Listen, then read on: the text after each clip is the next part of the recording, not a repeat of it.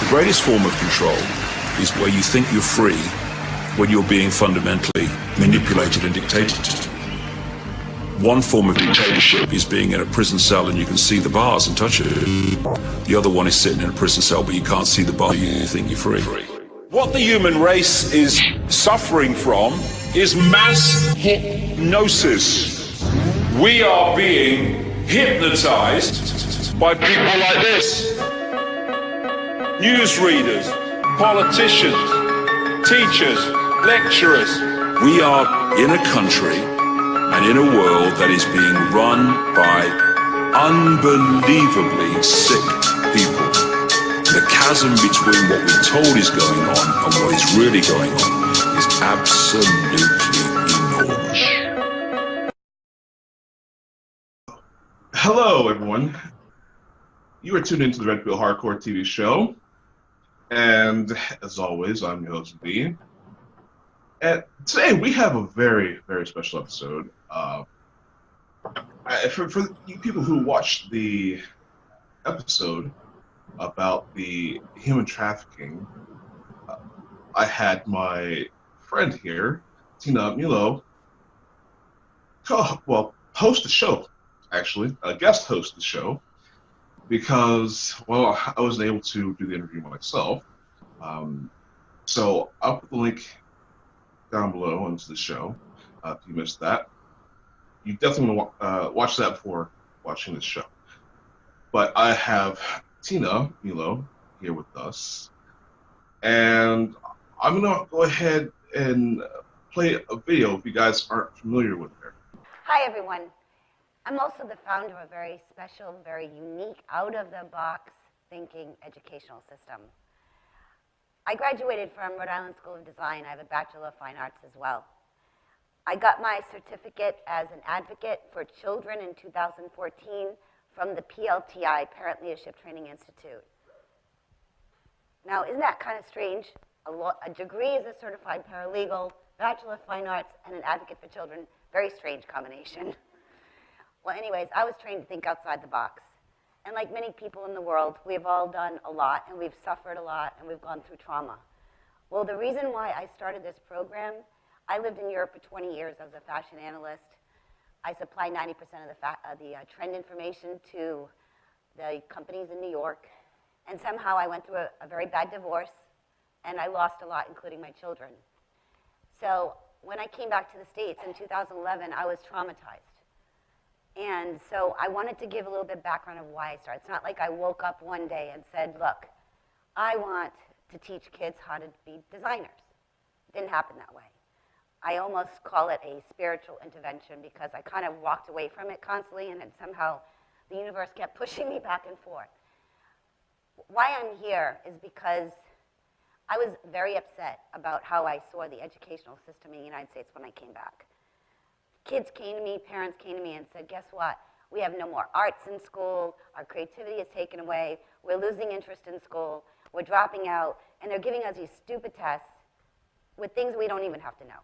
Now, I can tell you right now, I know the youth has changed. We call it evolution. Children being born today are not the kind of children that were born before. They are had it. They're finished, they know what they want to be when they grow up, they know that they're going to school, they're going to learn things they don't need. I knew what I wanted to be when I was 5 years old. I knew I wanted to be a designer, although I had to fight my father for it. He wanted me to go into computer science. The only language he understood is a C. I purposely got a C. Then he let me go to RISD. So when I did some research, because the legal degree gave me a sense of a lot of doing research, and I did that for trends, but I found out in the 1900s, our educational system has not changed since the 1900s. Now, something's wrong with this picture. Why do you take a child and make them like everybody else? We are not a bunch of sardines in a can. Every child is different. Every child's unique. So why are we teaching them all to be the same? So I've heard some other text talks the last couple of days, and I saw one professor from England talk about how creativity is being taken away and how important it is. Then I heard a TED talk of a kid TED talk who's 14, who started a software company at 14, and you know what he said? High school makes you dumber. Well, you know what? I said, oh my God, they're speaking my language. So I'm like, okay, but everybody's talking about it. Everybody knows this is a problem. So when I started this project in the last couple of days, I realized I found the solution. I figured it out. So this project I started, I'm about to show you. And in a way, what I've done, I've taken out that whole middle school, high school, and I threw it out the window. First thing, what does a child want to be when they grow up? Doesn't everybody ask their kids that question? And when the kid says, well, I want to be this and I want to be that, does the parent sit there and now decide which school to send that kid based on what he just said? No. Oh, that's nice, but you can't do that until you graduate, and then you got to find a college to go learn that degree. We're forced to go into an educational system that makes you sit there all day long, learn. Well, I started a program which has taken fashion, which is my background. I'm a retired fashion designer, and I decided that I'm going to do something that no one else has done. I was criticized by the head of my former head of the RISD apparel department. I hope she sees this because she was killing me for a week. She couldn't sleep. She called me every day when she heard I was about to teach my RISD education for free. She said, you can't do that. I said, why not?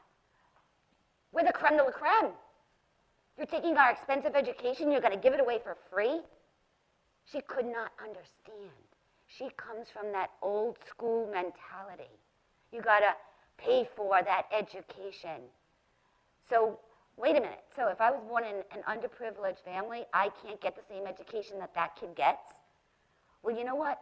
The Montessori system, which I learned when I was in Germany, after I retired and gave up my career to raise my kids, I found that the Montessori system was the best. So what did I do? I took my best education from RISD, my Montessori experience, and I fused them together, and I created this. And now I'm about to show you that I prove that it works.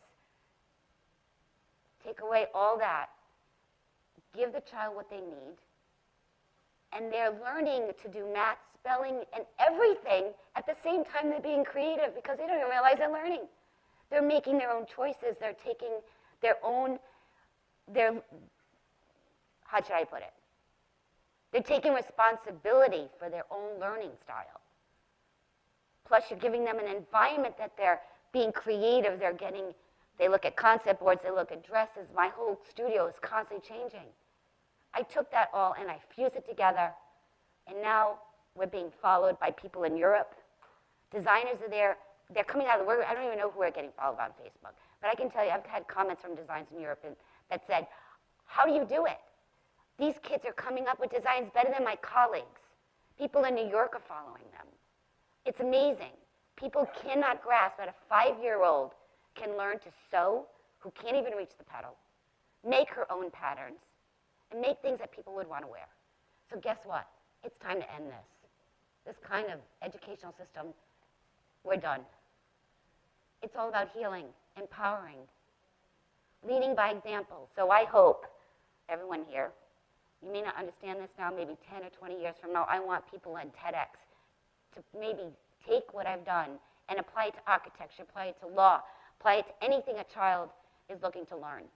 Maybe there'll be schools opening up for every type of what they want to be when they grow up. You need to show compassion. You need to have no fear. Combining all three brains together is the only way to teach. You can't concentrate on just on the left. You got to concentrate on the right, left, and your innate. And Maria Montessori was the first one to mention that. I teach handicapped children too. She's the only one that proved that handicapped can learn. be a designer. 5 years old. Movement, cognitive development. We're always dancing.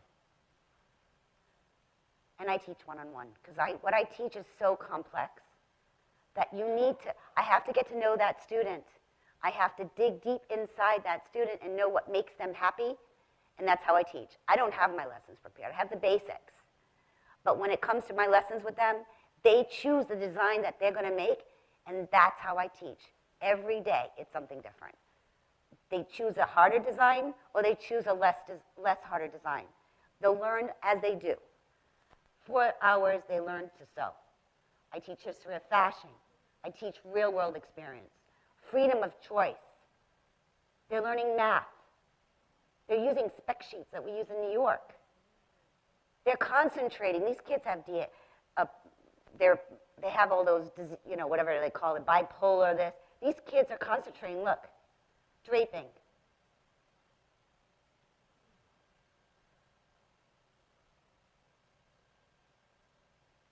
These kids are unteachable sometimes in school, but look at them here. Do they look like they're learning?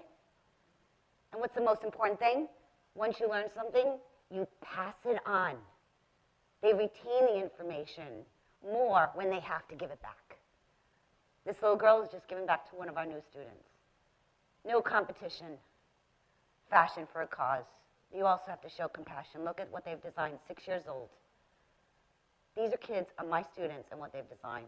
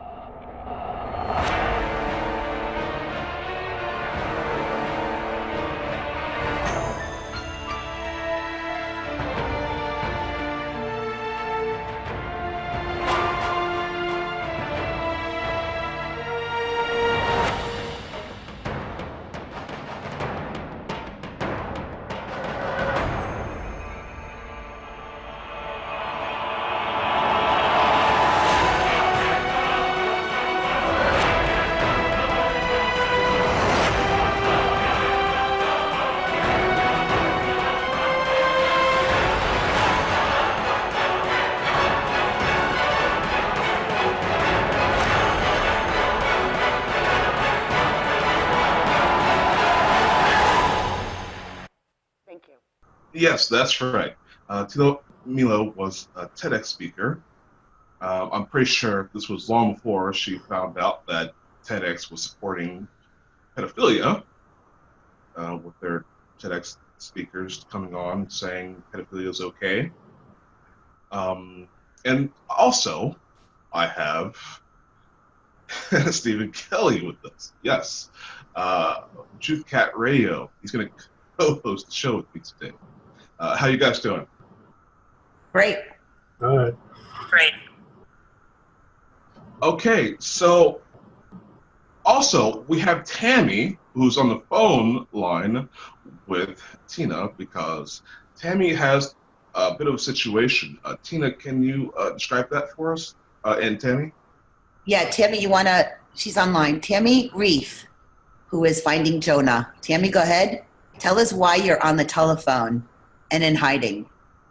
Okay, so my case is something called a bloodline case, and because I'm fighting for my son, his name is Jonah Reef, and why I'm on the show is I'm trying to find a solution for a hierarchy child taken into the brotherhood, but taken also through the government.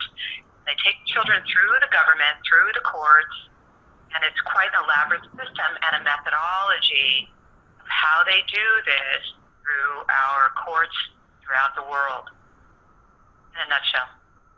And so far, Tammy and I met back in 2013 because my children were also trafficked through a court system. And we met each other in February 2013 when we were there for Bill Windsor, Lawless America. And we immediately found out that our cases were very high profile. Most of the people that were there were describing kids being taken by CPS or their ex-husbands, but ours were international cases. I was living, yes, so our children were internationally human trafficked through a court system. And what I do want to do is go straight to the actors, right, Tammy? We found out that through 2004 and 2017, we had Robert Mueller, the director of FBI. From 2004, Ralph Bolter, special agent in charge. And from 2004 to 2012, FBI agent under Mueller was Paul M. Abate. Abate, am I pronouncing it right? With also special agent Wason and Stephen D. Anthony. So we're dealing with Victoria Brownworth under Mueller in D.C. in charge of the FBI, working in conjunction with the United States Department of Justice over exploitation of children. Her boss was Eric Holder from 2009 and 2013. Holder was also the Attorney General of the United States. Holder was working with Loretta Lynch and Hillary Clinton, which was Secretary of State under Obama till late 2012, charged she changed hands with James Kerry in 2013 under Obama and Holder. So we're talking about Stephen Skip. We're talking about, a lot of these high profile players in our government. Tammy and I both went to the FBI in DC. I got there first. The moment they heard my name with two other mothers, they literally kicked us out of their office. I mean, this is already like 6 years in. My case started in 2006. I walked into a trap. I was living in Munich, Germany for 20 years. Did not know that I married into the Illuminati, one of the bloodlines, the Kufner, that was part of the Rothschild. Literally, I was sought and scouted out. Somehow they found me in Hong Kong. They set in there one of their sons. Basically, I was used as a birth mother. In other words, they wanted my lineage, which Tammy and I seem to have found out goes back to what, Tammy? Our bloodlines? Right, back to the bloodlines. Goes back to, again, you're talking centuries and centuries of generational bloodlines. Which led to, want to read off the names? The bloodline names, yes. The bloodline names on the Kufner side, where we actually connected, was through, hers was Melo, through Medina, through my grandfather, my mother's side of the family. Her father was a Cosine Van Doon. I'm sure you all, people that know about this bloodline list, may be familiar with that name. That connected to his name was Machado. The Machados were actually the Maccabees back in time. There were Israelites that were warriors. The Machados, the Maccabees, went to the Azores Islands in Portugal, connected to the Rodriguez, Gomez, Gutierrez, Medina, Melo names, and those were the kings of Castile and Leon in Portugal and the Azores Islands, Spain, those areas that went into France. That's just one side. Mine, the other side is Habsburg Lorraine. On the French side of my son's situation, my grandmother's situation, for her side, and that was, he's a direct descendant of the last king of France. The last king of France. Correct. So we, through your show, Stephen, through your show, through David Wilcock, through who else? Corey Good, through Penny Shepard, Tammy and I have found many pieces of our puzzle of why they did this to us. Why did they take our children? Why did they use and groom them for child pornography? Why did they, all of this is, I know a lot of people are going to be watching the show. This situation has been going on for centuries. Centuries, right. But only now are we starting to become more aware and spiritual with the knowledge on the internet. It has helped us put little pieces and pieces of everybody's research together to find out why this is happening, what's going on in the planet, who's doing it. But the question is, what do we do about it? How do we stop this? How do we get our children back? We've got QAnon, as we were talking earlier, Stephen, he's helping the masses wake up, do their own research. But we, Tammy and I, are the core people that have been involved in pedophilia. Tina, I want to say something really quick. Just for what you were saying earlier, Tammy, I'm sensing a Templar connection here. The Templars were very heavy in Portugal, of course, because when the persecution happened, Friday the 13th, and they took out most of the Templars. Portugal is one of the few countries that did not do that, did not participate.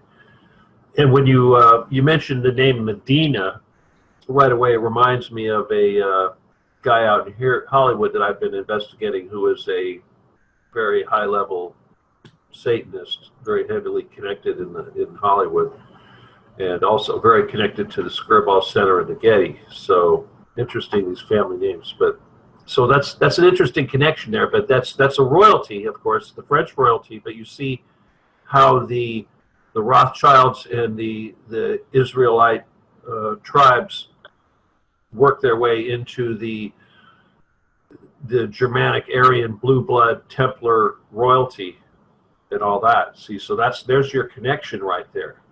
That's fascinating. You see, so If that's I may what. interject, I'm sorry, Tina, if I may interject, so Stephen, you're right.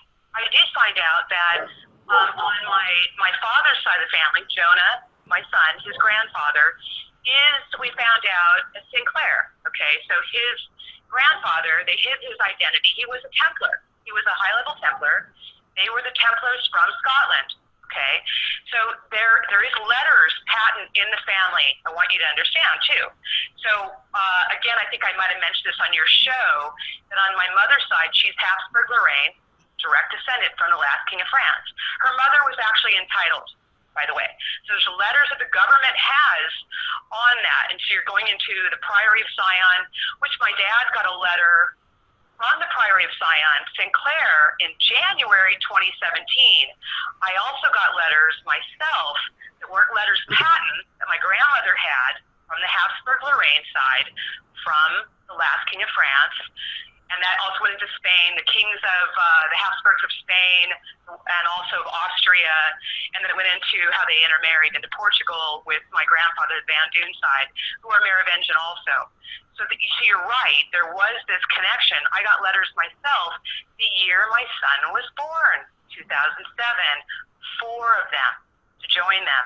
I didn't understand who they were. I didn't know that the Illuminati was real. I thought they were mythical. And these were all Air France. I read them to all of my family, including my sister, who is actually related to, because there's another side of the family that's the House of Hanover, we're related to also, and she's married into an aristocracy that goes back to the House of Hanover with her husband, who is Cinder Comby Bower, who is related to the Bulmers. That's his stepfather, James Esmond Bulmer, who was a Tory minister, part of Parliament, House of Lords. So they too are, so it goes all the way back to the House of Plantagenet. So we're all related, and we all go back to this, which is connected to who? Godfrey de Bouillon with the Knights Templar. And just real quick. Well, I've got to. Well, I'm gonna say. Please, so.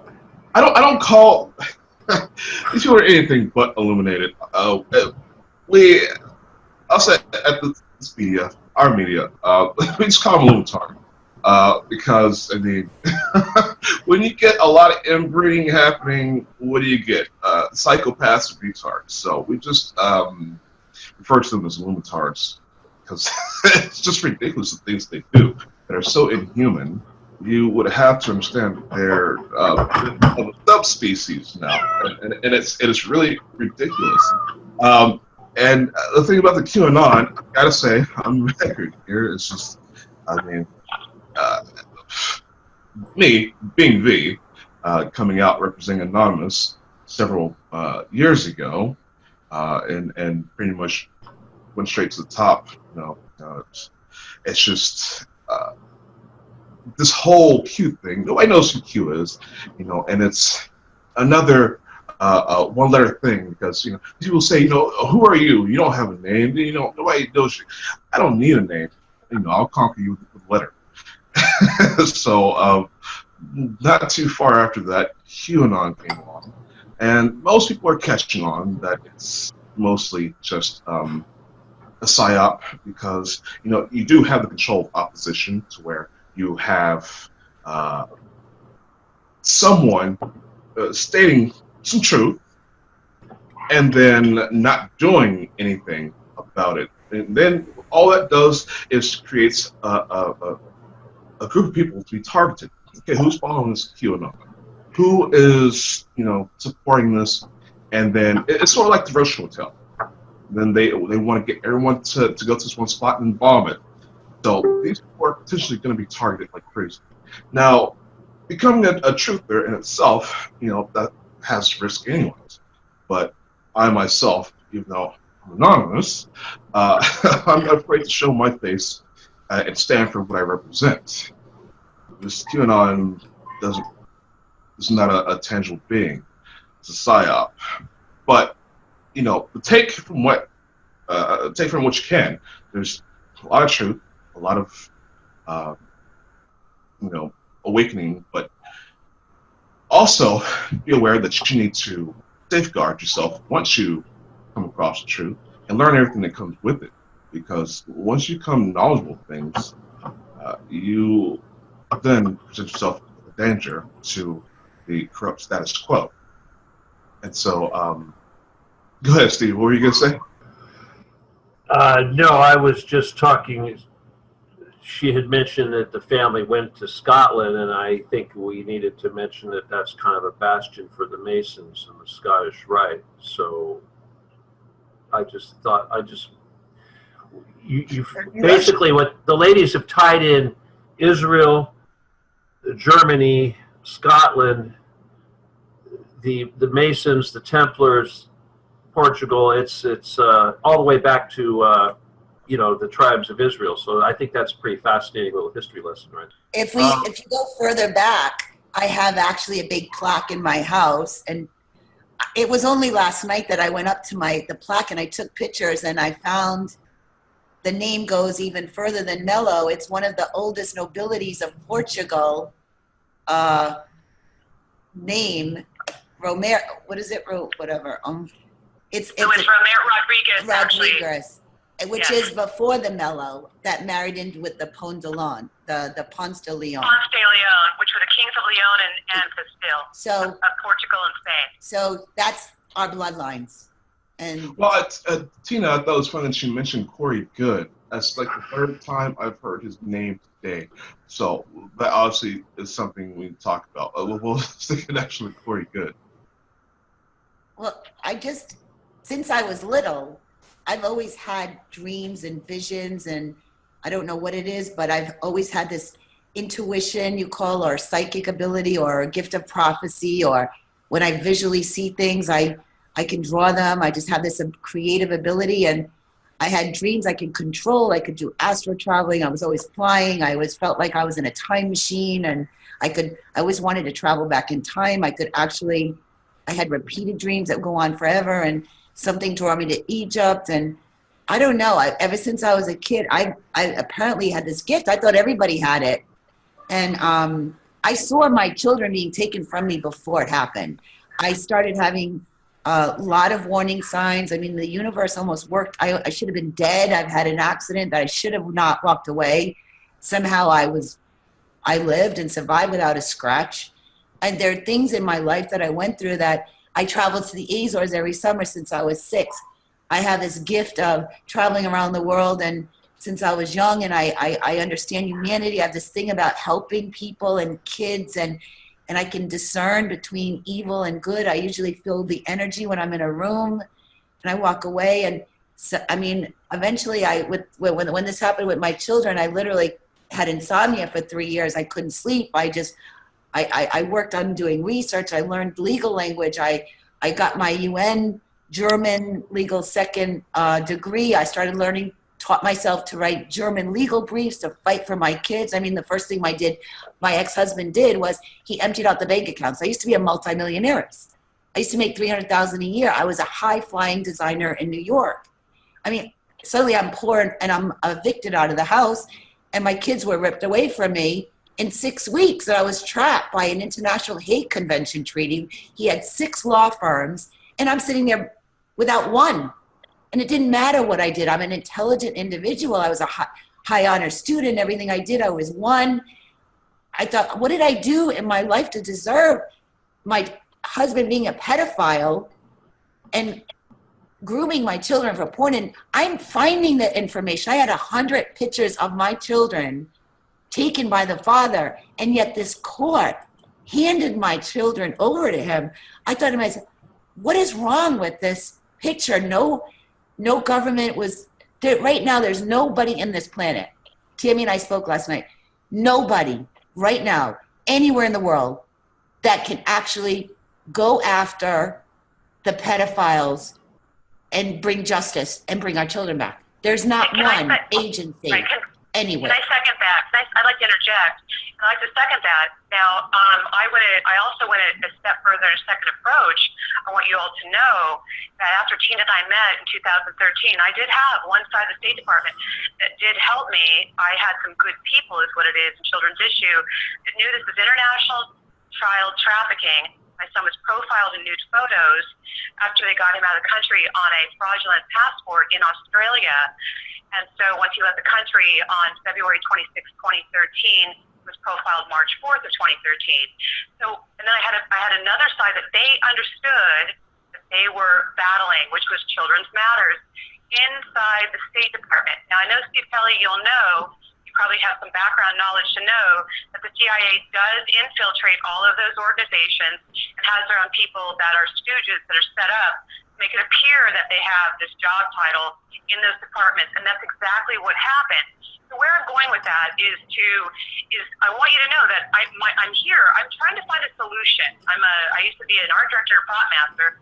My mind works, and what is the solution to rescue children in the hierarchy, like my child Jonah and her son, and other children, and at that level, it seems like they have no hope. I've been a client of organizations, shall I say, that do rescue at the highest levels. These guys are ex-Delta Force, they're ex-CIA, they're ex-SEAL team. I've been a client of genealogists that work with them, State Department, you name it. I literally still am to this day. And I'm telling you that they are still, too, trying to find the solution. I've actually witnessed one of the partnering organizations rescue a child. They said to me, quote unquote, this is in 2016, around May, that they rescued a child out of the quote unquote OTO out of Switzerland. Not as ugly as yours, they said, or as high level, but just as does happen. But when it comes to levels like this in the hierarchy, children that are stolen into that level, there seems to not be a solution, or there doesn't seem to be a power on this earth. You think God would put them here, and I hope I hope I'm wrong. That's where I'm going. I hope there's a solution. How do we find that solution today? What can we do? What kind of alliance can we form, without using the Q people wordage, to solve this dilemma and epidemic? Well, Tammy, I can tell you what. I want to qualify how real this is, and how corrupt and almost impossible it seems. I've also host Family Case Files.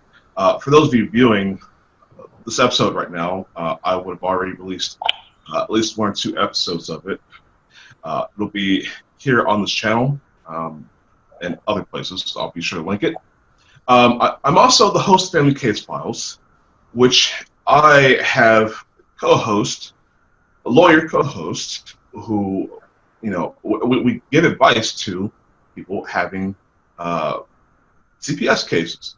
Now, let me tell you, I've gone through 3 lawyers, all of which were just excited as hell. They've seen my work, they've seen my previous shows on this sort of thing. They're all super impressed. They want to work with me, and just when it came time to record, can't get anybody on the phone. So I've only had 2 lawyers on the show thus far. So I don't know if I gotta get a new lawyer for every episode. That's fine. But it's just going to show you the level of corruption. These people are probably being threatened behind my back, or they're being told lies, some sort of side about me, to get people to walk away. I'll be grabbing all these people in court, through subpoena, whatever, to give testimony. That's what happens later on in the future. But that's just how corrupt it is. And I'm going to tell you, people. Correct. This is MK Ultra. Okay, this is trauma-based mind control. Yes. You molest a child, victimize a child. It puts the child in an emotional broken position that can allow a schism in the brain to where they can have multiple personalities, or their real dominant personality suppressed, and have of their self that is a total slave to the system. This is indoctrination in its worst form, and that's why it's expressing itself across the world, especially these courts that are ran by the Illuminati who do this practice, which stems, it goes back all the way to ancient Greece, where the men would take, I don't want to say princes, they took charges, very young boys, and would mentor them, quote unquote, mentor them. And most of the thing that happened was, well, pedophilia, molestation. You can go back and look in the Vatican, in these catacombs, these secret rooms they have underneath the Vatican. There's lots of pagan, ritualistic sort of stuff, and a lot of like statues, busts of little children with one piece of hair, lockets on their heads. Now, something that people don't understand is that little locket, that little one chunk of hair that's on the head, is symbolism, yes, for apprenticeship, like in Star Wars. You have the Padawan has the one lock of hair. I'm pretty sure you know this, Stephen. The point of that lock was so that the quote-unquote mentor would have something to hold on to, if you catch my drift. Okay. I don't remember the act to tell you, because when my son was actually kidnapped 3 times. And the first time it was to test his abilities, I found out later from inside sources of survivors that came out of the Brotherhood, okay? And they cut off his hair, keep locks of his hair.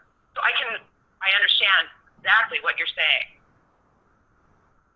That was one of the things that they do while they're testing him. He was barely 2 years old at that time from the first abduction of him it was 5 straight days. He'd never been away from me.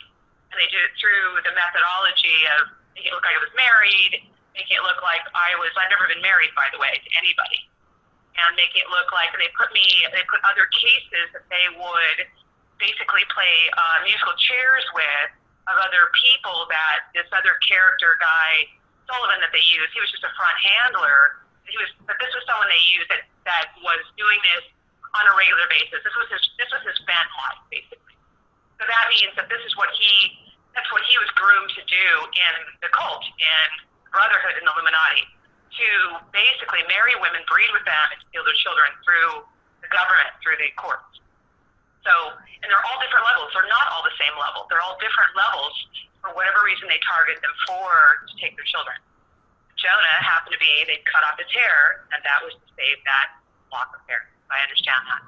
I mean, at the end of all this, I mean, Well, to find that's what I get into, because you said you had lawyers that got screwed over trying to represent you. Yeah, I mean, they literally, I mean, I called the National Missing and Exploited Children when I found out that I had a bunch of, a big envelope dropped off at my mother's house. I was here for a 2-week vacation during a separation that was happening in a divorce in Germany. I'm here, he knew where I was. I was just visiting my mom for 2 weeks, then flying back. It was a trap. Literally, I was kidnapped with my children by a judge, William E. Smith of Rhode Island Federal District Court, signing 4 or 5 orders without a hearing, without knowing, without even a lawyer. I have no idea a case was opened against me for international child abduction when I was here on a freaking vacation. And what they do. So, I mean, you got retired FBI agents, 2 in a car, gang stalking my family for 8 weeks, you know, terrorizing my entire family. People in the neighborhood, they're like, what's going on? I mean, everybody knows each other for what, 40 years or 50 years. They're like, what's going on? They try to report to the police. Police goes, oh, no, no, no. I mean, we're talking about lawyers that they gave me in Boston, find out that we're connected with that one too. Her handlers and her kidnappers were related to the lawyer that the National Missing and Exploited Children gave me to use. I just want to say something real quick because, you know, I've been listening to all this and I need to kind of wrap this up and give you a solution. Oh, good. But the first thing is that we've been talking about ancient history all the way back to Israel. Templars, royalty, et cetera, et cetera. V, you mentioned catacombs, et cetera. Okay, key word here, underground. The solution to all of this is very simple, and this has been going on for thousands of years, and they've been doing the same thing for thousands of years, and that is digging these tunnels. Now, if we run around the surface and try to scour all this up, it's never going to go away, and this is why we have to go right to the heart, and this is why I talk about the Getty, because that is connected right to the royalty, and that is the royal pedophile bunker. And if we go into this one bunker, we spread out, we take out everything down underground, because that's where they all go to hide this stuff, and that's how they get away with it for all these thousands of years. If we take out all their underground hiding places, then it'll be very simple to finish up with what's left on the surface, because what we're dealing with on the surface is only the tip of the iceberg, which is underground, because in these underground bunkers, they don't worry about scrutiny, and they don't worry about the children getting away. And everything that we're seeing on the surface is just a tiny, tiny bit of the real problem. So ultimately, when we solve this thing, it's going to be going underground and rooting it out, and that will solve everything and will destroy the entire world structure that's been going on for thousands of years. And that's the answer to everything. So Stephen, I'm with you. Nothing on the surface changes. It's all Okay, got, yeah, we got to go underground. I'm with you. Let's do it. Can I interject? Stephen, yes. You know what? I have like a pretty high-level defectors that are child survivors, and what you just said, one of them recently that I work with a team of them, by the way, because we're all hidden underground ourselves in a form of underground, and they said to me, start looking into an underground base, because that's most likely like where Jonah might have been. Let's say Australia. He's been moved around a lot, I will tell you, so I've been able to keep up with that. Look in those underground bases near those areas where he went last. Something else I want to throw out here real quick while I'll remember. But we talk about these institutions like Child Protective Services and the lawyers and the judges and all that. You people have to understand that every single one of these individuals that are in these agencies that have been built to protect the children and protect the indigenous and the people who need the protection are being run by the enemy. The very pedophiles that we're talking about are the people that are in all these agencies, and it starts in the cities, it goes up to a county level, state level, federal level, international level, but it's every single agency on the smallest levels up. And when you're dealing with law enforcement, you're dealing in the courts, you're dealing with the hospitals, and mental health professionals, they're all connected. It's like a big, giant mafia. And again, ultimately, it all goes underground. Real quick, though, McMartin Preschool. Let's all remember the McMartin Preschool. That was a big, high-profile case where they took the children out of the preschool, put them on a plane, took them up to Satan's Castle, up in a house on the hill. There were underground tunnels and all this. So every bit of what they're doing here, somewhere along the line, is going to involve underground tunnels. And so if you really want to solve this, you've got to go underground. Good. Okay, so I wanted to, as I was finishing saying, so my son, they took him to a place called Carlsbad Country Daycare in Carlsbad. It's a very important area. I've had other people come back and go back. They're working with the Naval USAF. Okay, so we are back from break. I want to come back and first state that, you know, the whole statement of the corruption, how it goes from the smallest to the largest agency, you know, especially with the children, you know, it's everywhere. It's with everything. we have the NSA. You guys know my beef with the NSA already. Our beef. Anybody I really work with. They're supposed to provide cybersecurity and protect the cyber world and protect us from terrorism but they've never stopped a single terrorist attack. I've had NSA, DIA whistleblowers come onto the TV show. I'll link it below if you haven't seen it. Come onto a TV show, say they knew about 9/11. We're told not to do anything about it. They knew. So here, I've actually have to do this episode the second time, guys. I've already done this show here with our one of the guests here, but the show came back with no audio. Every show that I do is really important. A lot of our programs just suddenly don't want to work, and so we got to re-download everything. So there's the whole tampering. Now, the NSA, well, we can't, protect anybody. They're not doing cybersecurity. No, what they're doing is controlling information, because this is an information war. 90% of war is an information war, and we are in a truth-there war right now. Cold War is nothing. This is the real war that's going on right now. And what they're doing, they're just shutting down anybody who knows anything and harassing people who know anything. They're not here to serve and protect. They're there to victimize and cover up. So, yes. And Stephen, you're at work with the Getty, trying to get the Getty exposed. I mean, I'm going to tell you, these people do not give a damn about artwork. People will spend millions and millions and millions of dollars on artwork as a slap in the face to us, because that money is stolen, ill-gotten, whatever, and buy the most frivolous things with it. But they really don't care about artwork. Well, they're holding it hostage. Have you seen the movie Equilibrium? Christian Bale. That's really how the government feels about free expression. Okay. Don't give a damn about artwork. Well, no, the artwork is being held hostage. All right, this is right. This is out of the protocols. Basically, the artwork is representative of Western society, and if we ever, it's like Chapter 9, they basically say right out, if we ever rise up against them, they will blow these things up and take out all of our. So in other words, it's the same thing with Getty images. Now, you wonder, why does Getty controlling all of these images? It's because with a click of a button, they can destroy all of these images and wipe them out. The same thing with the artwork. By taking all of our precious art, putting it in one location and putting a nuclear bomb underneath it, if 10 million people in Los Angeles decide to rise up and occupy the Getty, they will blow it up, and they will say, you better not come near here. Not only will we blow it up and nuke you, we will destroy all of your precious art and history.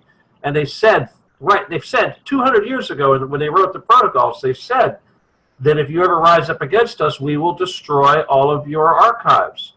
And what is Getty? It's archives. And this is a Templar fort. You mentioned the Vatican also. Vatican, everything. Vatican's also another one. It's computer format, file, everything on the computer now. Now, if you no longer have books, you no longer have physical, tangible things. You have everything on your computers, and more technology is developing, being put out to where you can't even operate your technology unless it's hooked up to the internet. The control of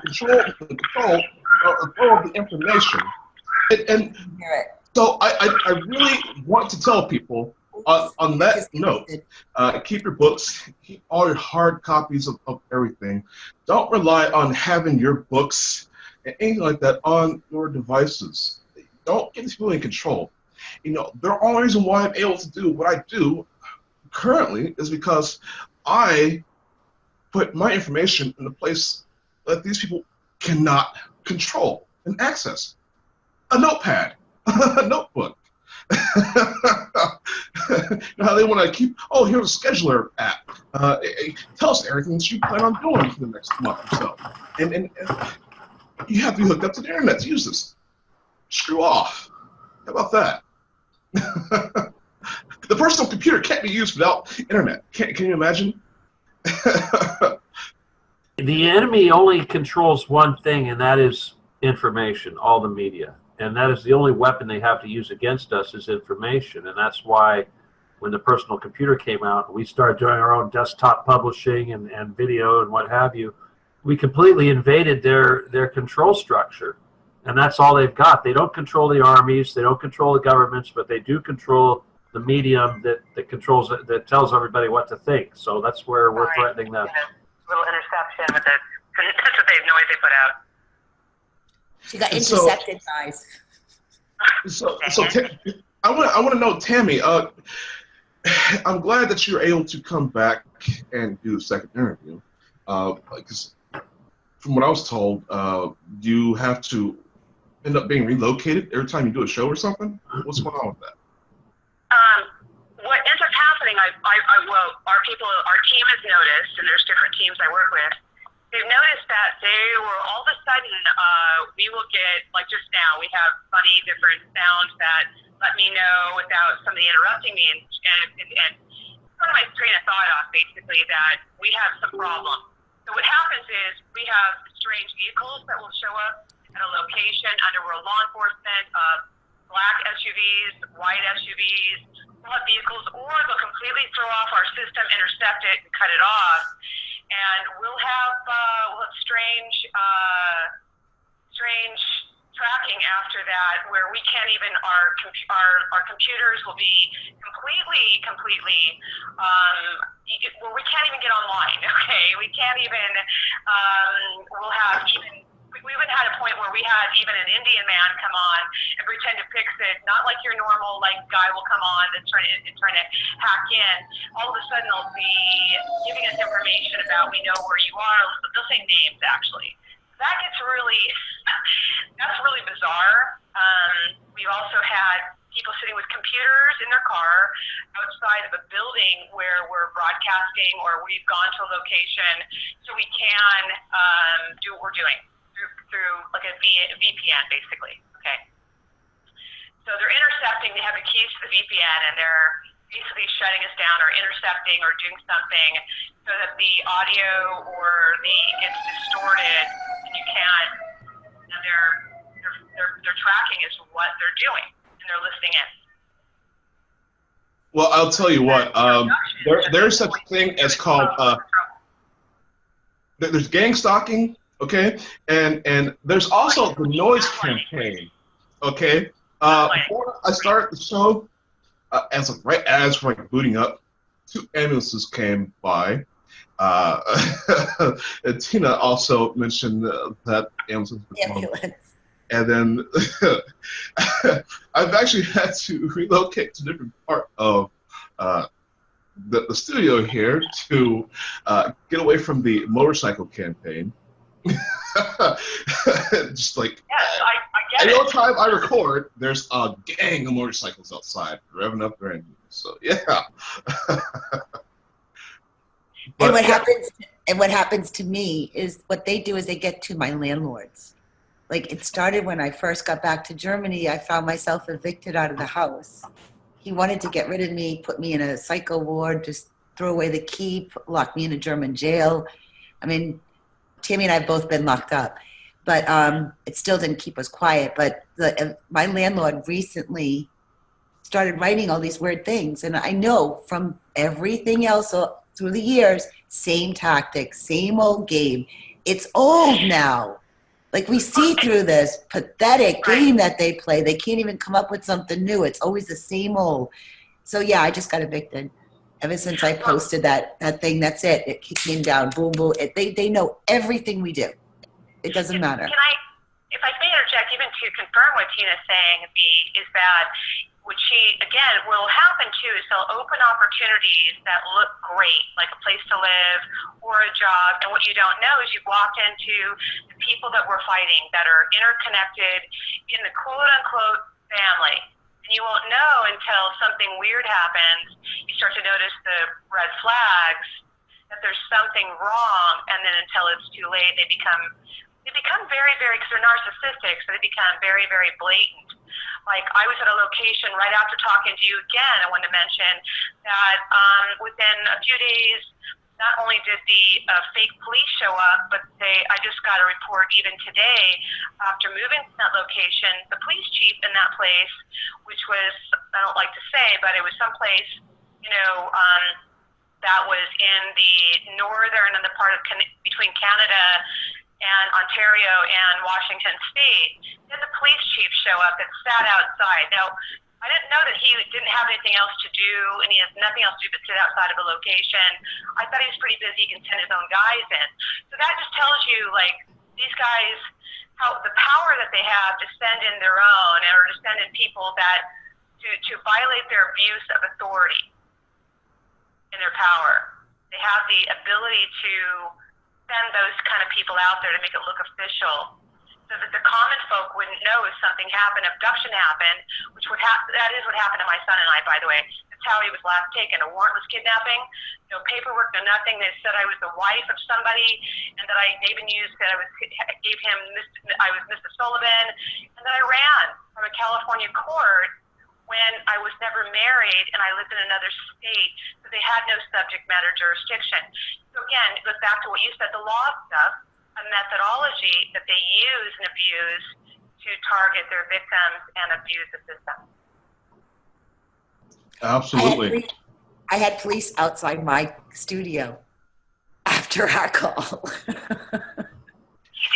That's actually not uncommon. And I were even trying to set up a call the very next morning. It was a Friday, and we talked on it. And then Saturday morning, she had the state trooper sent a picture to me. Well, it wasn't to me, but it was through somebody else as a gatekeeper for me. She had a state trooper right outside of her house. Never. That's not uncommon. I have had a lot of guests report back to me, telling me that police, everyone from the police to the NSA, visited them personally and told them not to talk to them ever again. So, yeah, I believe you. Well, it's been going on for, 12 years for me? So, like, it's not a big deal. Like, it happens. I don't care. Let them watch. I'll go up to them now and take a picture right up to them. Except for V, but if I may say that, I mean, in certain other cases like mine, I was safe house, to give you another scenario, and this was Christmas, actually 2016, and these were ex-staff members that were with a new organization that were with another organization, and that guy's dead right now, by the way, of that organization underneath the ambassador. Kerry of Brandstad is his name. Brandstad is his name, of Des Moines, Iowa. There was an organization there by the name of WFM. I was their client. I'm going to name them. And he was somebody that was a director of a network organization under the State Department underneath Brandstad.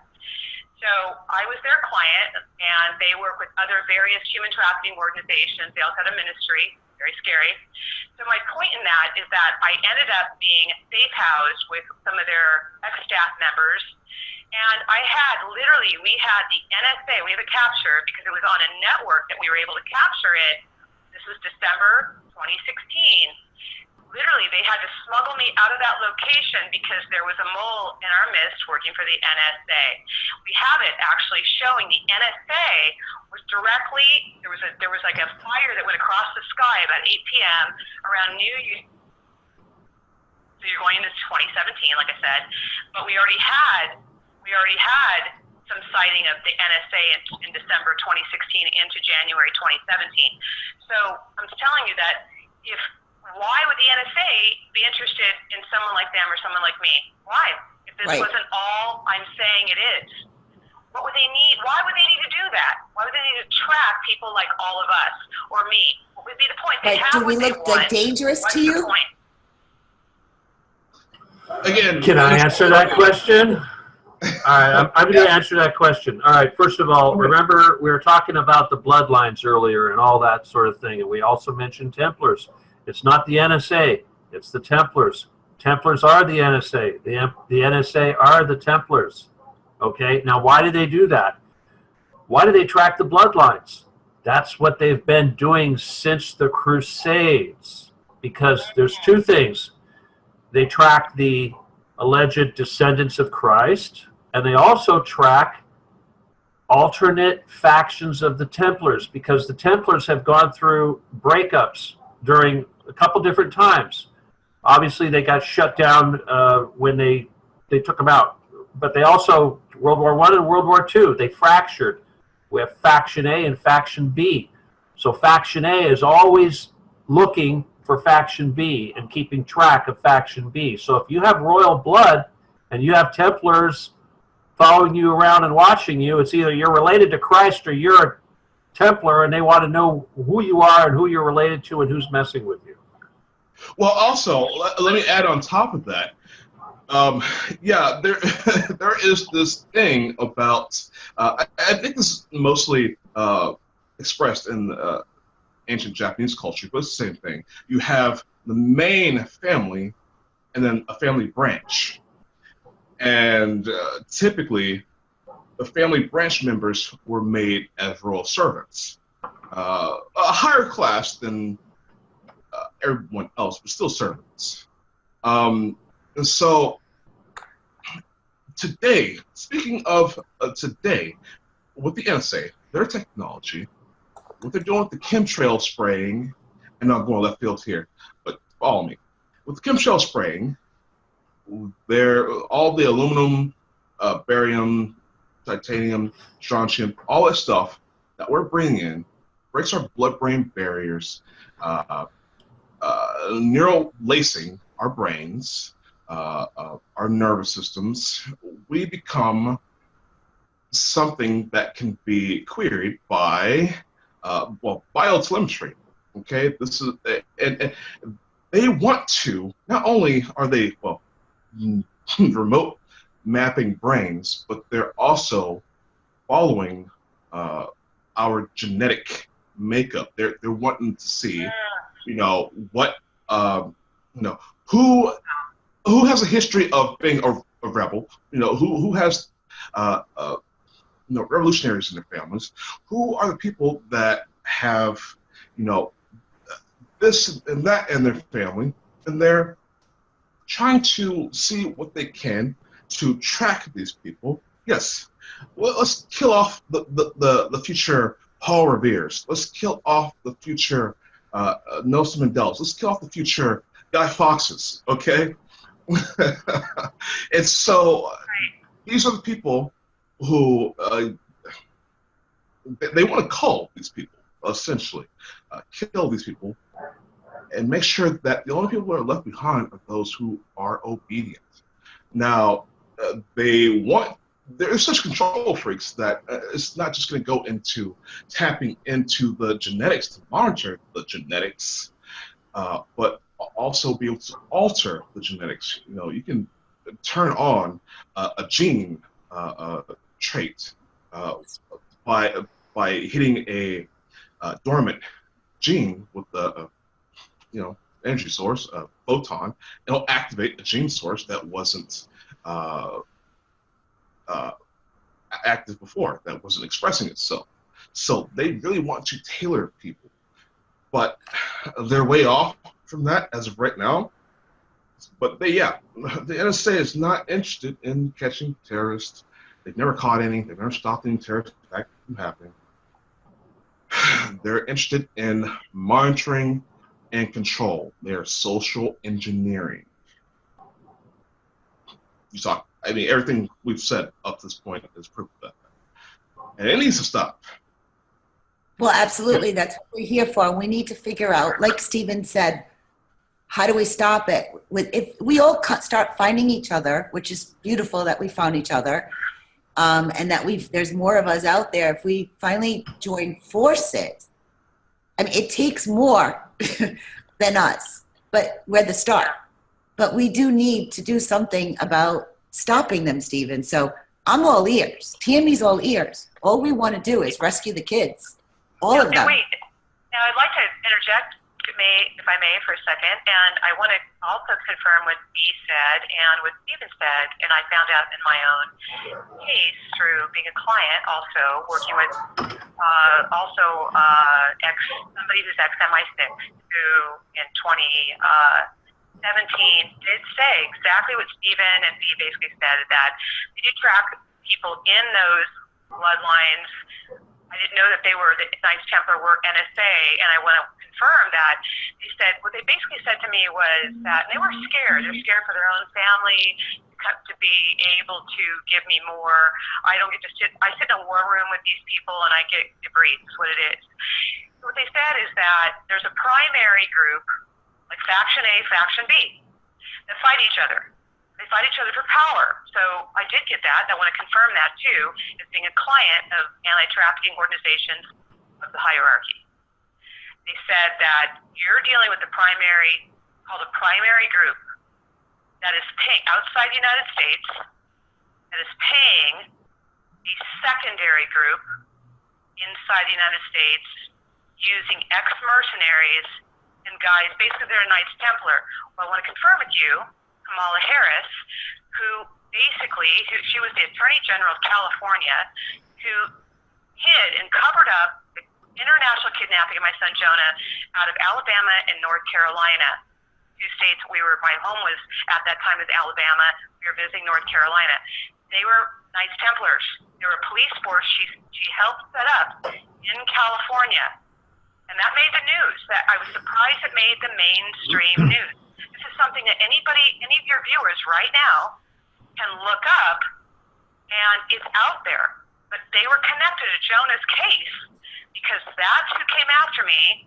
That's who is still after me to this point, where I was tracked different places, but they are set up to falsely incarcerate or arrest people and track down people like bloodline people or people that are like me or that have this lineage cases, basically.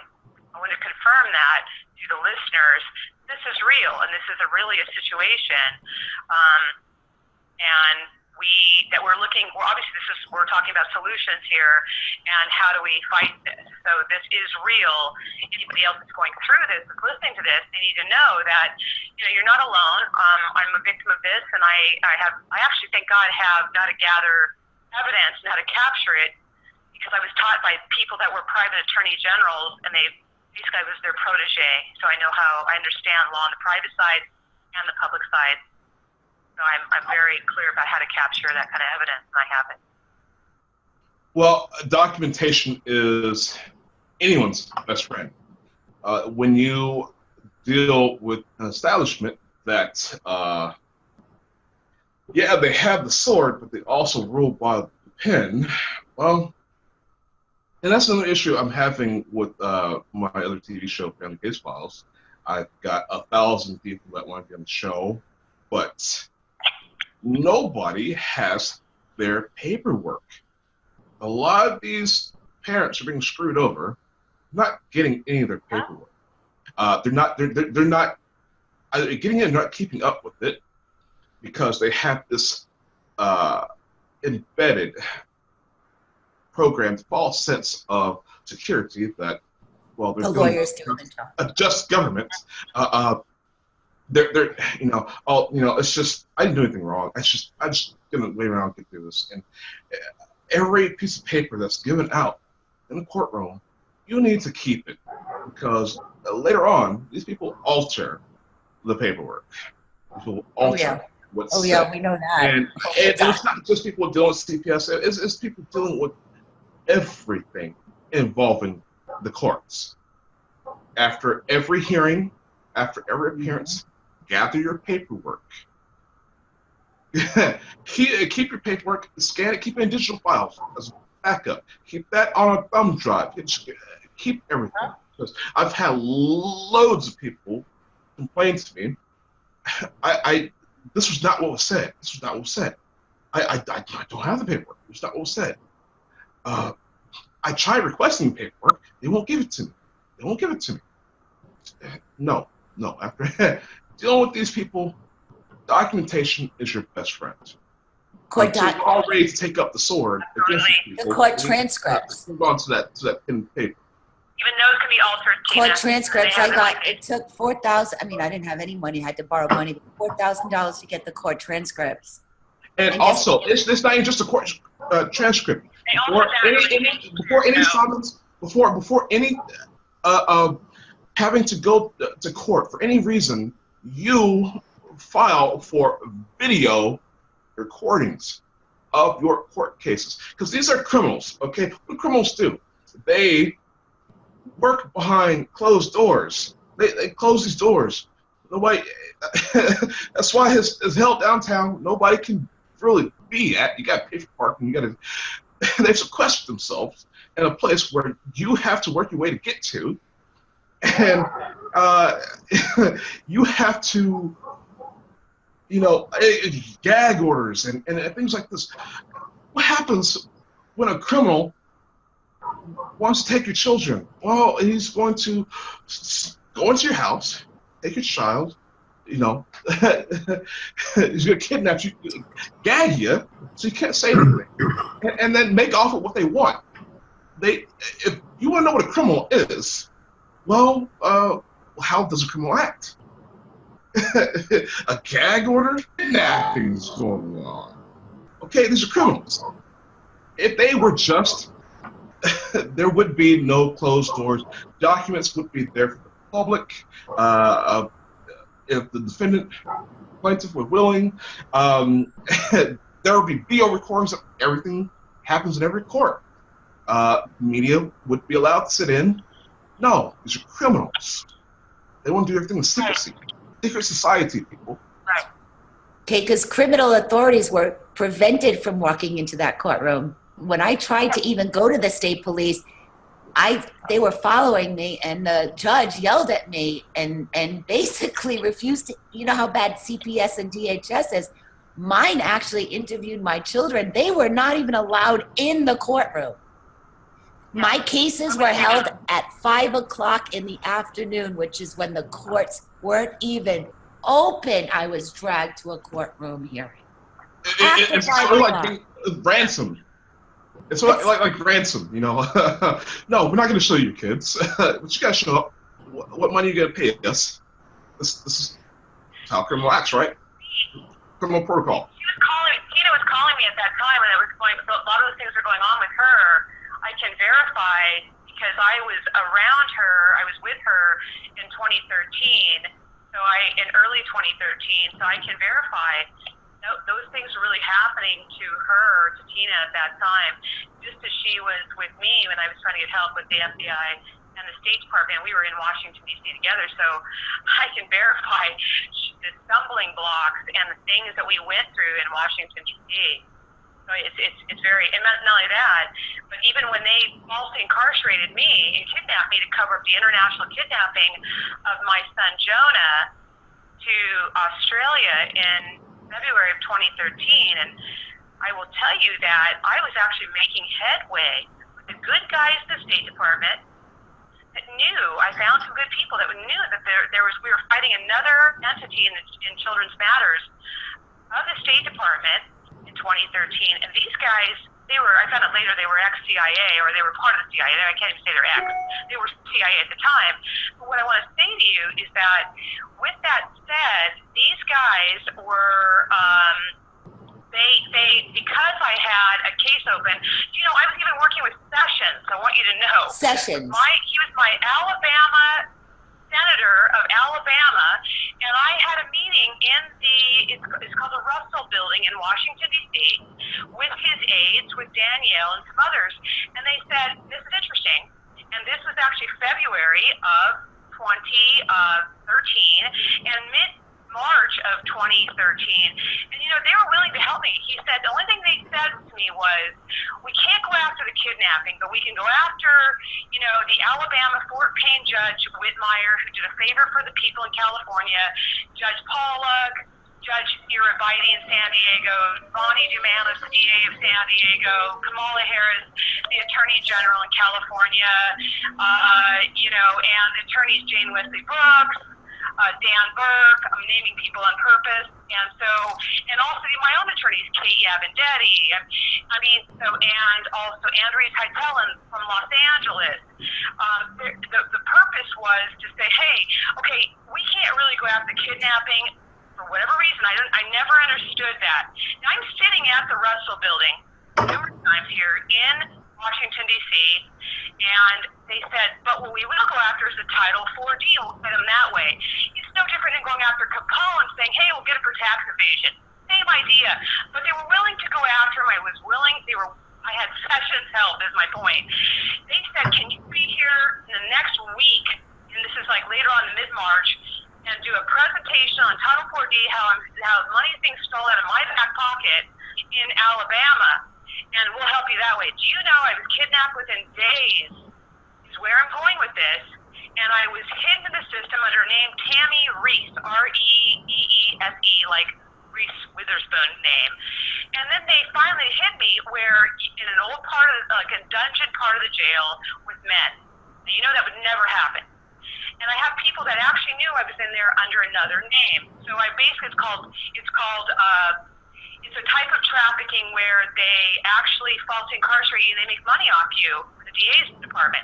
My point in telling you that too is that what they were doing is when they finally got me, they had to smuggle me to California through people that were low level, Carol Schneider, working with Carlsbad, PD, Sergeant Timothy Sullivan was part of the MKO to the Monarch Project, okay, working with the Carlsbad Country Daycare. So you have a whole school here working with the Naval USAF people. Again, so when they got me to California, what did they do? They didn't voir dire the jury. Now, this is a well-known, documented situation.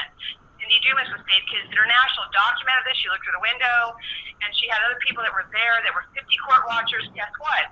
Why? Because who were my jurors? The jurors were ex-CIA and ex-NSA and CPS. That was in March of 2014 and April 2014. What does that tell you? That's a way to stop people from exposing what they're doing. It's a different kind of gag order. They wouldn't let in the public. What does that tell you? Why would they need to do that if everything was on the up and up and they weren't committing RICO and GRICO fraud? I tell you what, if they weren't up to anything, they wouldn't be trying to hide anything. Exactly. Family court. I mean, I'm ex-military, and Stephen, ex-contractor of these feds, and I mean, you have a gag order. It's only there for sensitive national security, secrets, interest, information. When you put a gag order anywhere else, then people have heard me say this. I'm pretty sure you're tired of hearing me say this. But you got a gag order having to deal with a family issue. It's there in plain sight. It's criminality. You know, they're trying to get away with something they know they don't want the public knowing. A family issue is not of a matter of national security. A gag order should not be used outside of a military tribunal. Okay. So, Kelley, you've been a little silent here. I know. Again, I'll reiterate. This is the second time we've reported this, and Stephen's had these wonderful ladies on his own program, so he knows it all already. So he's not as active as the first recording. But please, if I'm missing. Yeah, because you were very excited when you first met us, Stephen. You were like.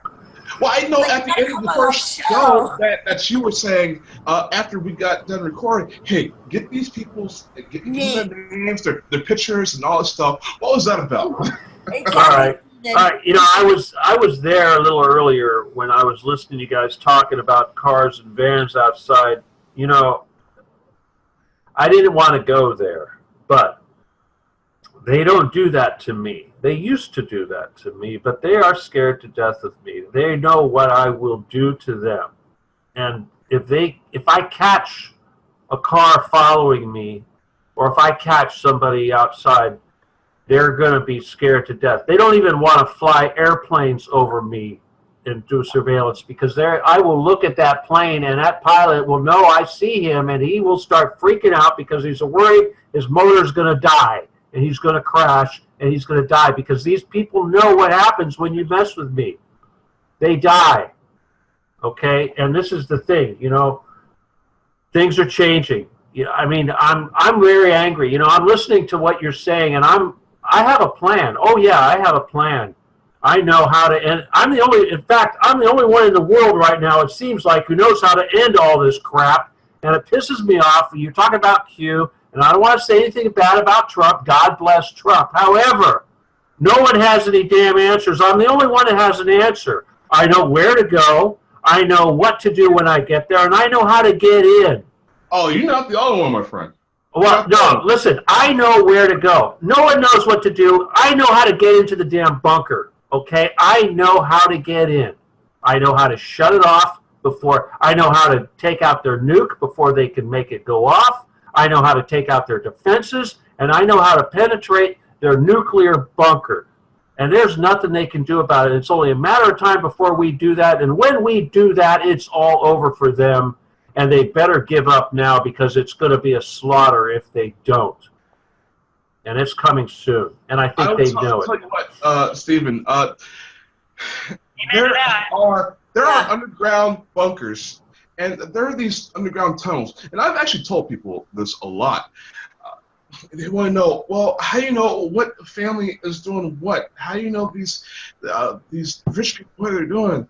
Well, I mean, the thing about these rich elitists and these government entities, the relationship between them, they really needs to break, because they are really commingle, they really coexist with each other. I mean, you can look at any mansion. I mean, you come here to Europe, you can find secret passageways underground. Just like Steven said, it's always something to have to do with some underground stuff, some secret passages. How were black slaves getting free? I know the Underground Railroad is metaphorical in a sense, but there actually were a lot of underground tunnels slaves used to escape. So, I mean, if you've got some real shady, I was about to curse, real shady stuff going on, why do you need underground tunnels? I mean, I know the NSA, the NRO, these people have access to satellite technology that do ground penetrating signal from satellites to be able to see in the ground. They can find mineral deposits, oil, gas via satellite that deep into the ground. It goes to show you that for the people that are moving children underground, whether it's the Mexican border or Europe, wherever, they can see these warm bodies moving about in these tunnels and not doing anything about it. At the NSA, say whoever was actually a just agency, not corrupt, all these tunnels would have been found, as soon as these satellites were put up. Okay, that's just the end of it. Well, they are the tunnels. The end. That's who can. Every single bunker in the world is run by the NSA, except for the ones in Russia and China. But it's like, for instance, when in Europe after the war, all these countries that signed security treaties and contracts with the United States, basically they handed their sovereignty over to the NSA. NSA comes and builds bunkers. They control the entire country. And when you build a bunker, there's no border. There's no government. It is truly a secret underground government, because it's all one country down there. There's no England. There's no Europe, there's no USA, there's no California, there's no New York. It's just one big complex, and it's a labyrinth down there. It's bigger than you could possibly imagine. And I'll tell you something else. We think that here, living on the surface, we think we're so sophisticated, and yet we can only build things so large. And I'll tell you something, there's no limitation to how big you can build underground. We have the world's tallest building. It's nothing compared to what they have underground. I hear it's connected by the trains there's a very high-tech train system that connects from America to Europe, and all over the world they're connected trains, Everything, yeah. high speed. Well, Yes, I understand that too. yeah. But Stephen, getting back to the fact that our last conversation, you said you wanted pictures from Tammy and I. Okay, yeah, all right. Let's Get back to that. All right, all the perps. Okay, you got perps, you know. Yes, get me the pictures. You want to make these people go away, give me their photographs. We've done in 4 states and 2 continents of people. So you can imagine the list I really actually have down. The guy opened the God's door. Okay? There's this Proba, while I have it in my head, the Proba investigating service that he hired to stalk and harass me, these private investigating. Oh my God, you won't believe this. Okay, you ready? You won't believe this. You need to email these photos. Yeah, well, I did. I sent them So you need to email them to me directly. I'll give you my email. We have yet to send ours from our team. All right, let me just throw it out there. Judge? This is for the benefit of the listeners too. It's LAW17GUN at AOL. That's law17gun at AOL.com. Okay. Oh yeah, you get my book for free. So anybody out there that's having issues with perps, or they want healing, somebody's screwing with your kids, send me an email. Send me pictures of the bad guys. Okay? Stephen, can you repeat that? I'm sorry, one more time. I didn't catch all All of that. right, this is just for the listeners. One more time. If you're having any issues with people screwing with your family, people screwing with your children, or whatever, or you know something, you send me an email and you give me all the information. You send me photos, and the email is LAW17GUN at AOL.com. Law17gun at AOL.com. And also, if you need healing, you can send me an email too. But seriously, if you got people that are harassing you, giving you problems, send me their photo and all the information you've got. Okay, you ready? Judge William E. Smith of Rhode Island, who refused me to reopen the case after I got confirmation that every image I had back in 2007 was 100% child pornography of my children being groomed by their father. Barry Pollock, the attorney who sold me out, that's connected with the Pollocks from Carlsbad, California. Gregory Pollock in my case, Yeah. the main judge that it sent Jonah, it sold him internationally. And we have Charles Tomilevitz, who was the former attorney general that represented my ex-husband as one of the 6 law firms that he hired. Then we have Jerry Nissenbaum, who was another attorney that was representing him at the same time from Massachusetts. Then we have Brad Martin, which is his South Carolina lawyer that represented him. And then we have Dr. Carol Jenny, who was so-called called in to be the child porn expert instead of going to the state police cyber task force to be the expert on child porn. They went to a Dr. Carol Jenny from Hasbro Hospital. And then we've got Brad, now it's gonna work. We've got Boren, Mr. Boren, who was an attorney that represented me for one day, sold me out, took $10,000 of my mother money, and then said he wanted more money on a Monday, and he didn't even represent me. So I was left without another lawyer. And then we have Dominic Kufner himself, the Kufner family, who literally did this to me and my children. His father, Joseph Kufner. My sister-in-law, Tanya Kufner, who also, we have, trying to find this, somehow my mouse stopped working. Isn't that funny? We have Jerry Nissenbaum, I mentioned, Barry Pollock. We have the Department of Justice. Of course, everybody here, we've got the Attorney General of Rhode Island. We got the state police, who basically had their hands tied. These are the main characters. And then, of course, there were several lawyers in Germany, but I can get you the rest later, but these are the main ones. I mean, these are the prime ones that really literally made it happen and gave over my children and put a gag order on me. I need to see faces.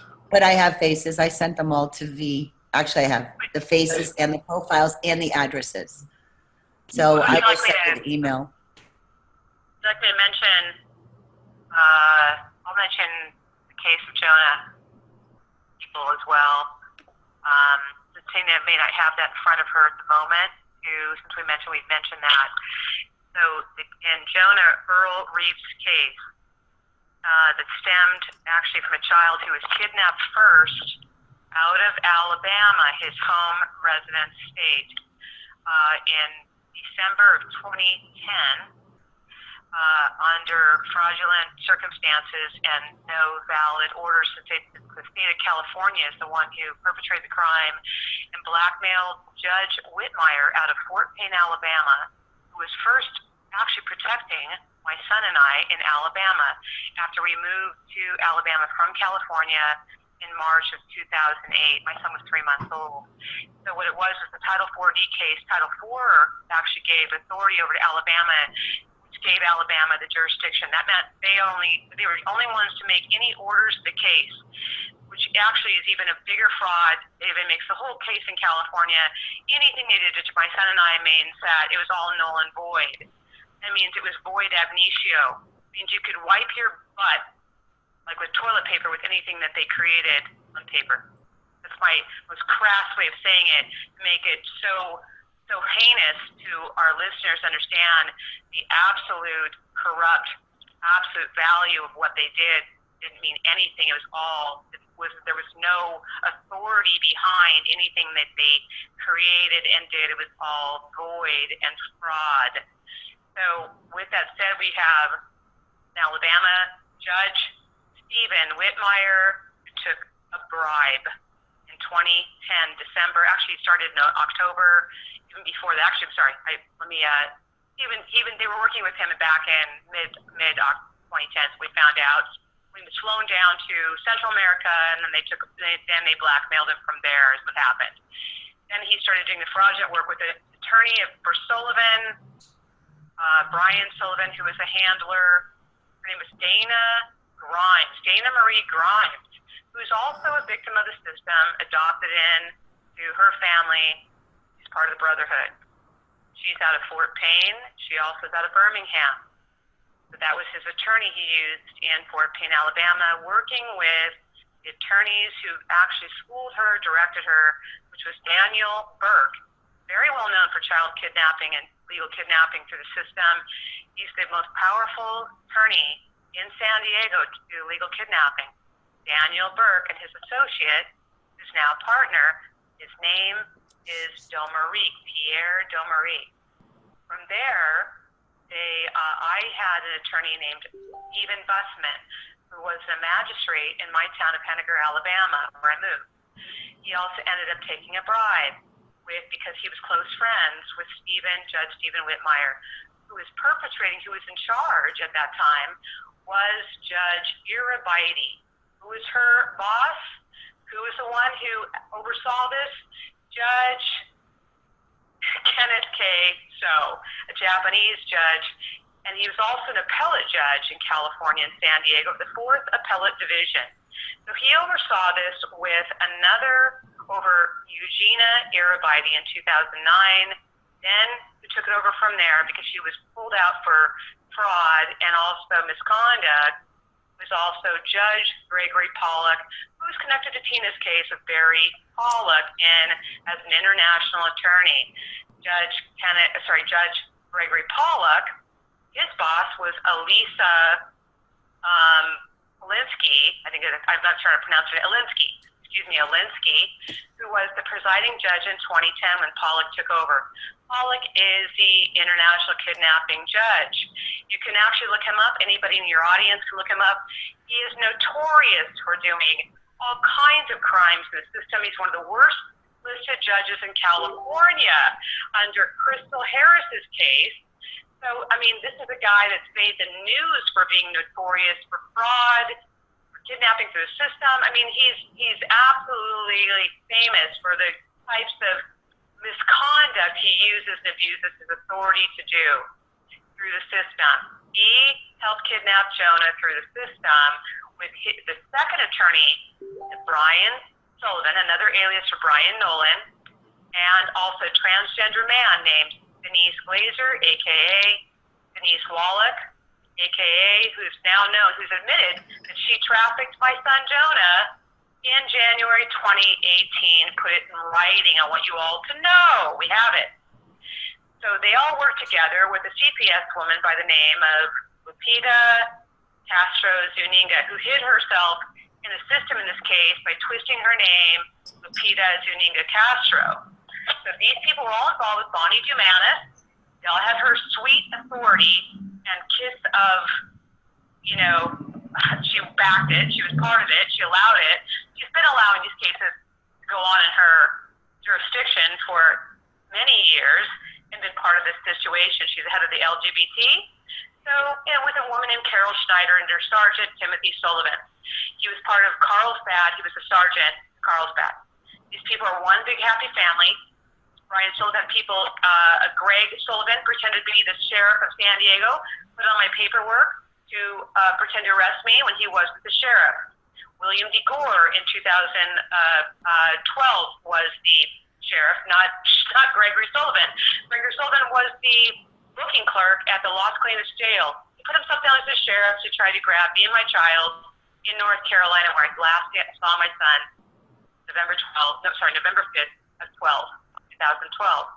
So you have all these people that work together with Elizabeth Trosh in North Carolina, who's a new judge who worked with and was a longtime friend of Assistant DA, Jill Lindbergh. Jill Lindbergh was somebody who was a nobody under Bonnie Dumanis, and she got promoted for doing fraud in this case with Carol Schneider, an investigator under Sergeant Timothy Sullivan of Carlsbad. So you have all these people under Kamala Harris taking orders, all the way to, again, Beth Chapman out of Alabama, the Secretary of State, unbeknownst to Governor Bentley. She got fired. Actually, she had to resign in 2013 for helping them in this fraud. All the way to Judge Trosh, Elizabeth Trosh, and her brother-in-law, Louis Trosh Jr., who, I got to tell you, did this all by themselves. They used two DAs, Kevin Payne and Kevin Mitten, who were actors. The DA's office of Charlotte said, there was a Kevin Mitten, but he doesn't work here anymore, and the other guys never worked here, so they were actors. Josh York, who did the kidnapping of me on April 3rd, 2013, he was doing a favor for the people in California. They actually got rid of his picture. He said he was just doing a favor. He was an investigator. He impersonated a federal marshal by the name of Chuck Robert Reynolds. Chuck Robert Reynolds wasn't involved. And he impersonated him when he kidnapped me on April 3rd, 2013. No one checked to find out that the guy they were looking at Salon 75 in Henniger, Alabama, Chuck Robert Reynolds wasn't 6'2" like Josh York, white hair with a goatee, with little tiny glasses, in his 60s. Chuck Robert Reynolds was in his 40s. The guy was pretty robust. He was 5'7", and he was bald. So my point is that these people, again, this shows the misconduct they will go to in 3 different states. They go all the way to Australia, the Attorney General there. You have Chandler Sellers, the State Department, who's CIA. You also have a guy named Adam Clark who helped them with Interpol.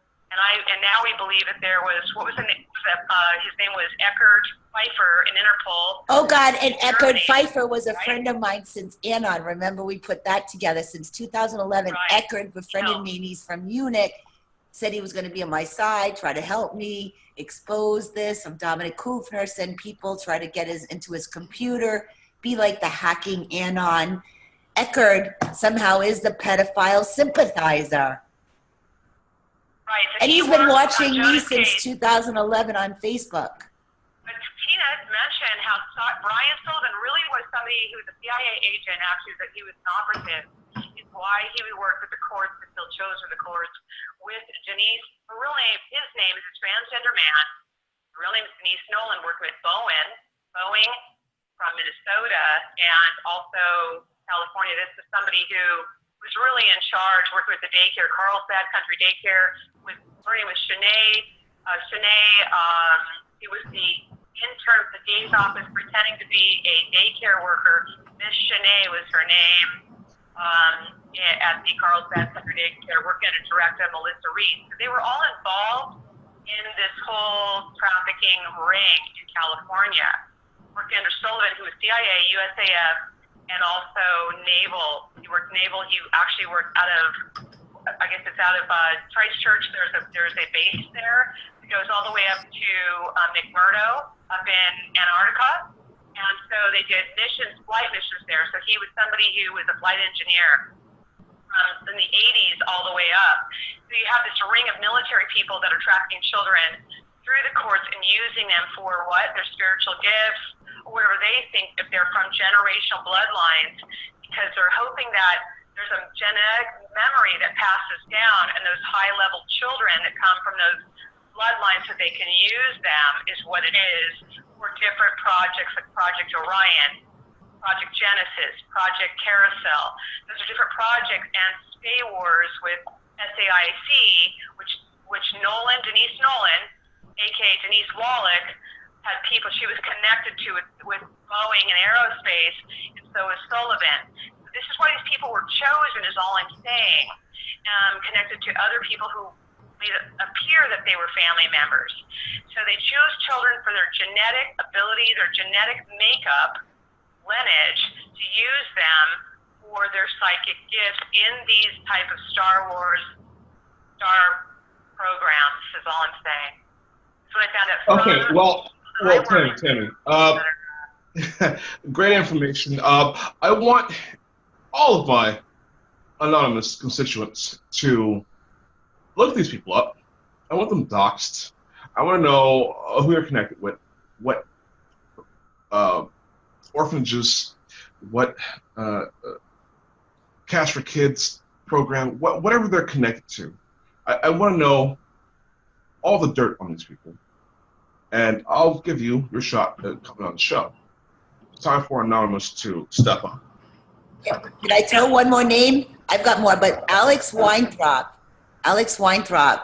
you can look at his picture. He looks like a pedophile from New York City. I mean, he was the child porn expert to determine whether the images are child porn. It says right here, obsessive compulsive disorder, adolescent psychiatry, psychotherapy, forensic psychology, and eating disorder. It doesn't say anything about being an expert in child porn. He's one on the list.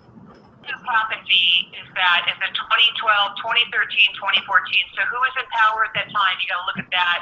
Or when these children were taken, especially the ones like Jonah or others that were taken out of the country like Gina's. And you have the Obama administration, you have the Clinton administration, like Hillary Clinton was the Secretary of State. Guess what? Mueller in 2012 and 2013 was the head of the FBI. You have James Comey, you have James Allen Jones. You also have James N. Hendrick, Rod Rosenstein, Douglas E. Lindquist. So these are the people in California. You have Daphne Hearn. Well, guess what?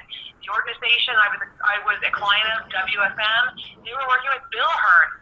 Guess what? Daphne Hearn is the nephew of Bill Hearn. He was the head of the FBI in Los Angeles and San Diego. She had the FBI people that I had working on my case in 2015 and 2016 moved. Okay. Well, that just goes to show you how all incestuous it is. Okay, our presidents are all of descendants of some Duke or King, and the heads of the federal government agencies. These people aren't elected. These people aren't hired through merit. These people all have a so-called birthright, and these are the same people who are telling you about democracy and committing genocide in the Middle East. We're not all stupid, I hope. Stephen, did you want to wrap up? Yeah, thank you. All right, first of all, ladies, thank you again. We are going to end it here. We've been going for 2 hours, so if you don't mind, I know if we give you a final word, you're going to keep going for another hour. But you're right, though. If we learned anything today, and I think that this is what we really covered a lot on the last show that I just kind of wanted to reiterate, that we missed, and that is that every single person that's involved in these agencies on a local level all the way up to the highest levels are going to be corrupt, and they are put in those positions because they're corrupt. It's just like you wonder why there's so many pedophiles in Hollywood. It's because they're the only ones that get hired. Okay, so yes, it's a pedophile system, and ultimately, if we want to save our world, we're going to have to. That's what we have to do. We have to end the pedophilia, and I just want to say thank you, and that's all I have to say. Thank you for for that. I want to say really quickly, the only way, Tina, that someone's going to be a child porn expert is if they work for the NSA or they're pedophile themselves. So, with that said, I want to again thank you, Stephen, for co-hosting the show with me, and Tina and Tammy. We're going to continue to follow your story and kick a little butt if we can, because been out of chewing gum for a little while. So this has been another episode of the Red Pill Hardcore TV show, and please catch me next week.